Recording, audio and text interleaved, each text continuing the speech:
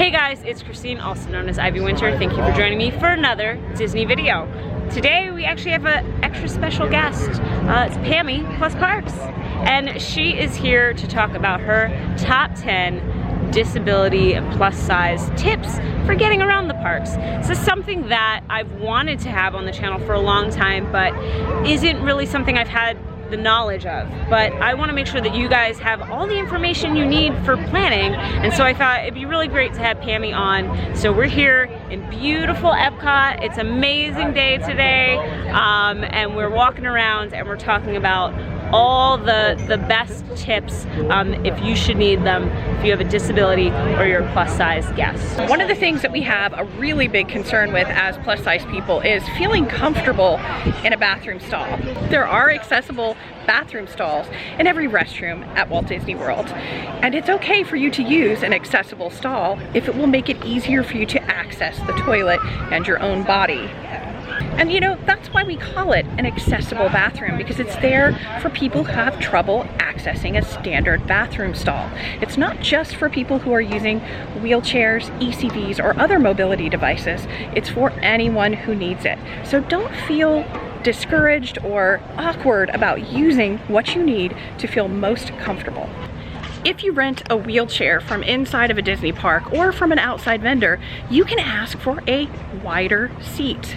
That's right, they do have two sizes of wheelchairs available in most of the parks. A standard size wheelchair and one that's slightly wider for plus size people. There's a rumor that they're switching all of the chairs over to the wider chairs, but it's always good to ask. If you happen to be renting a chair from an outside vendor, you can also ask for a wider chair from them. Most of the vendors that serve Walt Disney World carry two sizes of wheelchairs. One of the things that can help you be comfortable throughout the day is to make sure that you're carrying a light load. When you're visiting the Disney parks, it's not necessary to bring everything with you in the largest quantities possible. In fact, the more you condense your load, get smaller items into your bag, and the lighter your load is, the more comfortable you're going to be throughout the day. So instead of bringing an entire bottle of sunscreen with you, dispense it into a smaller travel size container.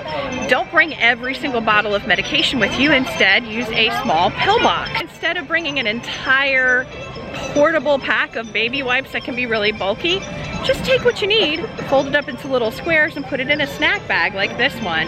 Everything that you can do to lighten your load will make your bag much easier to carry, and it will make you much more comfortable throughout the day. One of my favorite and most used rules is the 20 for 2 rule, and basically what this is that you rest for 20 minutes for every 2 hours that you're on your feet, either standing or walking. Prop your feet up on a chair, a bench, a stool, a wall. Get your blood flowing back up through your body, and it's going to help reinvigorate your legs. It's going to make you feel extra rested, and it's going to give you that energy you need to get throughout the parks for the rest of the day. And really, this tip works for anybody, any age, any physical ability, or any size. It's one of my favorite tips.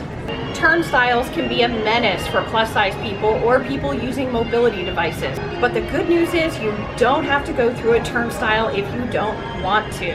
Magic Kingdom is really the only Walt Disney World park that has turnstiles, and I believe there's about 13 of them in the park. But for every single turnstile, there is an accessible gate that you can use to bypass the turnstile. All you have to do is locate the gate with the accessible symbol on it. It's usually right by the turnstile. Signal your cast member, and they'll come over to help you through without any sort of explanation or justification. They're happy to help you. You're going to be doing a ton of walking in your Walt Disney World trip, so make sure you pack at least 3 pair of shoes. You want 2 pair of really good walking shoes and 1 pair of flip-flops or slides. Make sure you switch out your walking shoes every day. Wear a different pair of shoes each day so that your feet aren't being rubbed in the same spots day after day. Your flip-flops or slides can be used as slippers inside your hotel room or your pool shoes.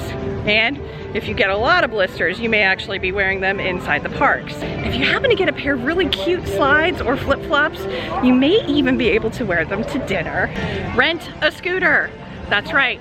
some of you are afraid to rent an ECV or a scooter, but don't be.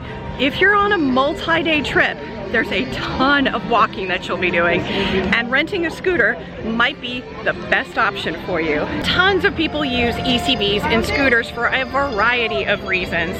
Sometimes it's because they have physical problems, and sometimes it's because of their age. It could be because of illness, or it could just be that they've rented a scooter for their entire party to take turns using. And that's another thing. If you rent your scooter, everyone in your party who's an adult can take turns using it and resting. Many people have told me ECVs and scooters have made a huge difference in how they've been able to enjoy their trip. They're able to rest, relax, and enjoy themselves. If you don't want to travel with it, ship it.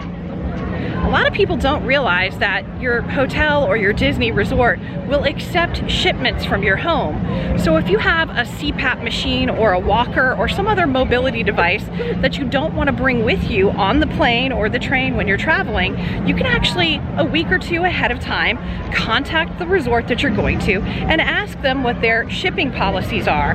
Many resorts will charge you a small fee to accept the shipment of the item that you're sending, and they may charge you a small fee to store it for you until you arrive, but it's definitely worth it if you don't have to lug an allergy pillow or a CPAP machine or a walker or cane with you if you don't actually need it on the plane. This can be a really helpful tip for you to help you travel a little more easily to Walt Disney World, and you can also check with the concierge at your resort to find out how to ship it home. Walt Disney World rides that have seatbelts can be very intimidating for plus-size people or people with mobility concerns, but it doesn't have to be, because you see all of these rides have very super long belts.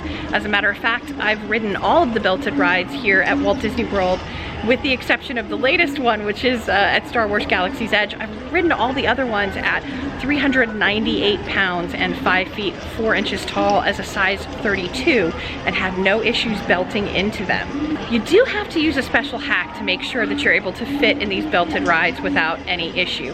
And these belted rides I'm talking about are like, the belted rides I'm talking about specifically are Soarin', Test Track, Smuggler's Run, Dinosaur, rides along those lines. All you have to do is face the seat, pull the seat belt out all the way till it's full length, hang on to the slack, and perch on the edge of the seat. Then you rotate your body, look behind you to see where you plug the belt in, and then slide back into the seat. And as you slide back into position, you feed the excess belt back into the receptacle.